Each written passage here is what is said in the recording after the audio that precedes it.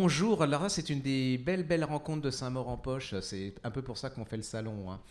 Parce qu'on découvre des livres, mais on n'a pas de visage, on sait pas, voilà, humainement, on ne connaît pas la personne. Et Sylvia Hayon a été une des belles découvertes, hein. Vous aviez écrit Papa was not a Rolling Stone, et on vous a soutenu le plus qu'on a pu. Et en fait, ce qui me fascine, c'est que vous aviez rien pour devenir écrivain. Il n'y avait pas de raison. Enfin, je veux dire, de possibilité sociale d'être écrivain quelque part. Tout se liguait contre vous. C'est-à-dire qu'en France, dans ce milieu, c'est pas. Et vous pouvez me raconter qui vous êtes, d'où vous venez, Alors, oui, pourquoi. j'avais quand même l'amour des livres, voilà, qu'un libraire comme vous continue à transmettre aux jeunes et aux moins jeunes. Donc j'avais cet amour des livres, et puis j'avais quand même une formation littéraire assez solide, puisque j'ai fait des études de lettres, un doctorat de philosophie du langage à la Sorbonne. Mais effectivement, j'avais aucune carte d'entrée dans le milieu Voilà, littéraire, puisque je venais d'une cité à La Courneuve en banlieue nord, et que notre quotidien, c'était pas du tout de caresser les couvertures de livres, mais plutôt de savoir comment on allait manger, grandir, le cas échéant échapper au coup. ouais. Voilà, tout ce que je raconte dans ce livre, Papa Was Not a Rolling Stone, et dans le film d'ailleurs que j'ai adapté, que j'ai réalisé, qui est adapté de ce livre-là. Vous pouvez nous en parler un peu parce que ce livre, bon, il a eu du succès, mais le truc, c'est que vous en ayez encore plus et que ce livre, il a encore plus de diffusion. Donc les gens qui vont regarder cette vidéo, ils connaissent pas forcément l'histoire de votre livre. Donc est-ce que vous pouvez me raconter ce qui est un peu, voilà, ce qui fait le truc de ce film, de ce livre? Bah, le livre, disons que quand il est sorti, bon, bah, vous en avez parlé brillamment, ça a vraiment lancé la presse, vraiment. Donc ensuite, la presse s'est un peu emballée, puis après, il a eu le prix de la Closerie des Lilas, donc ça a aidé à sa diffusion médiatique en tout cas. Et puis, les retours des lecteurs étaient assez dithyrambiques.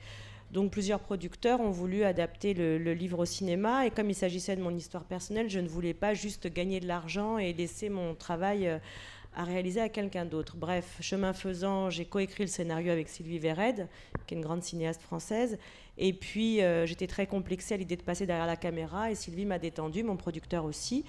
Et donc j'ai fait le film qui n'a pas fait beaucoup d'entrées au cinéma, mais qui marche très bien en VOD et qui a eu une excellente critique, une très bonne presse, fut-elle télé et presse d'ailleurs. Et puis voilà, et là je vais adapter mon second livre, Les Bourgeoises au cinéma, qui marche tout autant. Parce que dans Papa Was Not a Rolling Stone, vous dites que les gens vous envoient des mails et tout. En fait, vous avez fait découvrir un monde que les gens ne connaissaient pas. En fait, ils Oui. connaissaient des clichés de ce monde, parce que pour eux, ça brûlait les voitures, c'était des voleurs, c'était ça. Et là, ils ont découvert tout d'un coup que c'était pas forcément ça, et que il y avait un super potentiel dans les cités avec des gens normaux, comme on dit. Voilà, puis des gens qui peuvent aimer des livres dans les cités aussi. Absolument. Donc ça a été un choc, hein, quand même. Et puis il y a le rôle des femmes aussi. Enfin, c'est quand même assez particulier, hein, la situation des femmes dans les cités. Et donc vous les décrivez, mais sans démagogie, enfin voilà, on sent que vous racontez ce que vous avez vécu, et pas comme certains qui racontent ce qu'ils n'ont pas vécu et qui nous font croire qu'ils ont vécu dans les cités. En fin de compte, c'est que des clichés. Donc c'est un très très joli livre. Très joli, enfin c'est pas le terme, mais c'est un livre très fort.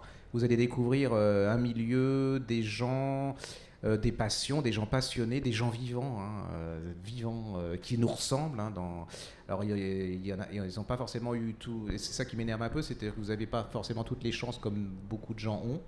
Et puis je trouve que vous avez eu de la chance quand même, parce que ce milieu de l'édition, il est quand même, j'en connais, je sais de quoi je parle, c'est assez fermé, hein, Oui, oui. hein, donc, et vous êtes rentré comment là-dedans? Eh Parce ben, que ça me écoutez, fascine. honnêtement, je vais pas mentir, j'ai envoyé le manuscrit à un premier éditeur, Robert Laffont, et l'éditrice m'a dit ne bouge pas, tu restes là, tu vas nulle part, on va te publier.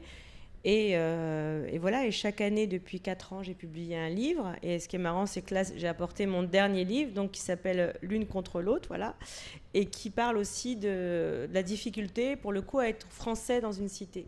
C'est-à-dire qu'on ne parle jamais du racisme anti-français dans les cités. Et je voulais aborder ce thème-là, qui est un thème qui me tient à cœur. Donc on s'est éloigné de mon histoire personnelle, puisque je l'avais raconté déjà avec Les Bourgeoises et Papa Was Not a Rolling Stone. Mais avec L'une contre l'autre, j'aborde aussi...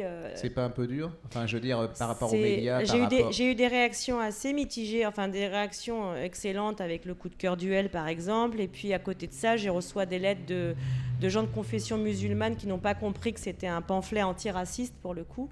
Et puisqu'il y a un racisme bilatéral entre les immigrés et puis les Français de souche, etc. Et j'explique au travers de ce livre, à travers une histoire bien singulière, qu'en fait ça mène nulle part, qu'il vaut mieux se découvrir les uns les autres plutôt que se détester sans se connaître. Voilà, donc vous voyez, ça, j'aime beaucoup dans la littérature, c'est-à-dire c'est une femme qui écrit bien, qui est une vraie écrivain, et qui nous distrait, hein, parce que en plus c'est pas, ça vous questionne dans le bon sens du terme, parce qu'elle ferme pas la porte. Vous pouvez, c'est une base de départ, c'est-à-dire vous pouvez réfléchir et elle vous laisse la liberté de penser ce que vous voulez, et puis elle vous confronte à des choses que vous ne connaissez pas, que vous découvrez comme dans ses premiers bouquins, hein.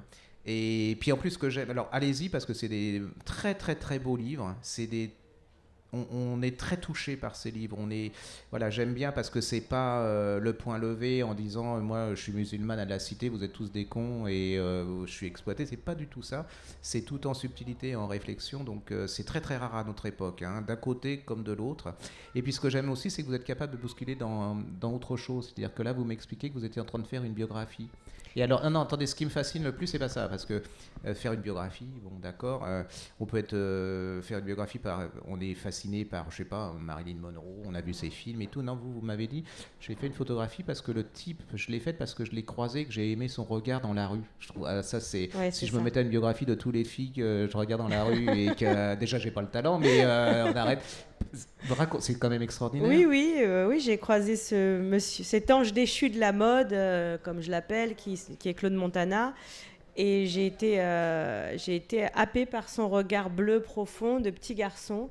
Voilà. Il n'y a qu'une fille qui peut dire ça. Non, vraiment. Et puis voilà, je ne fais pas partie du genre qui l'intéresse plus en avant, mais cette part d'enfance dans ce regard bleu m'a vraiment touchée. Et donc j'ai voulu le rencontrer et puis j'ai pas regretté. Vous avez découvert quoi alors derrière les yeux bleus? C'est quel genre de...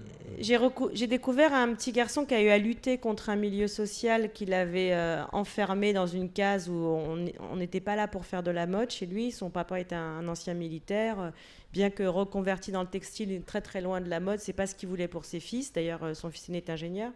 Et puis qui a vraiment lutté pour assouvir son destin, pour accomplir son destin. C'est un parallèle entre vous, parce que lui, me parle beaucoup, ouais. Oui, c'est ouais. ça. Mais on a dû se reconnaître parce que voilà, il y a des ponts entre mon parcours et le sien qui sont assez troublants, bien qu'on n'ait pas du tout la même vie. Et puis j'aime ces gens qui refusent de rester dans la case dans laquelle on les a assignés. C'est une belle leçon, hein, surtout actuellement, parce que je trouve que les gens bougent pas beaucoup de la case où ils sont. Oui. Ok. Alors moi, voilà, on pourrait parler des heures et des heures, hein, donc moi je peux vous donner un conseil, découvrez ces bouquins parce que ce sont vraiment des très très très beaux livres et qui vous rendent plus intelligents, plus sensibles à notre époque, qui vous fait aimer les autres et en plus qui luttent contre la peur de l'autre. Donc je trouve que c'est très très indispensable dans les années qu'on vit. Merci.